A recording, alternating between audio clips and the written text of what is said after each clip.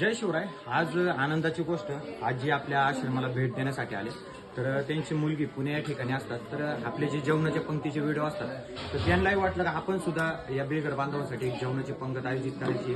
तर आज जे राहणार निरगुडसरच्या, तर निरगुड बेलसर या ठिकाणच्या, तर आज ते वेळात वेळ काढून म्हणजे अक्षरशः एसटीने आपल्या छत्रपती शिवरायांचा जन्म झाला किल्ले शिवनेरी त्या ठिकाणी जुने स्टँडला आल्या.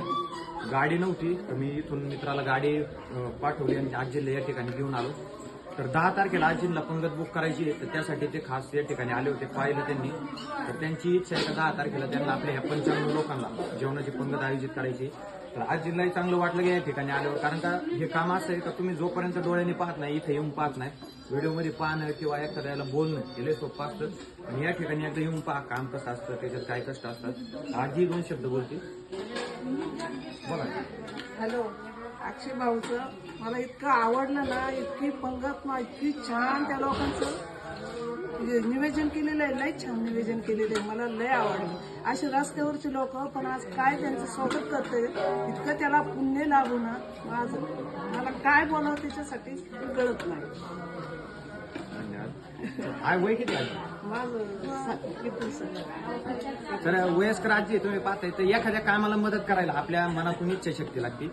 तर ती आजींमध्ये आहे. आपण किती मोठे, आपण किती पैशावाले, याच्यापेक्षा आपल्या मनातून आपण किती श्रीमंत आहे हेच या आजींच्या आज इथे येण्यावरून कळतं. आज तुम्ही पाहताय 55 लोक आनंदामध्ये सगळेजण जेवण करतायत.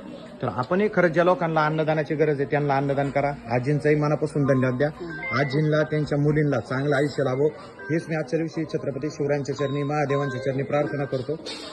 तर ही लोक कधी काळी तुम्ही पाहिले रोडवर आपलं आयुष्य जगत होते, आज महादेवांच्या मूर्तीपुढं, छत्रपती शिवरायांच्या मूर्तीपुढं सगळेजण आनंदामध्ये जेवण करतायत.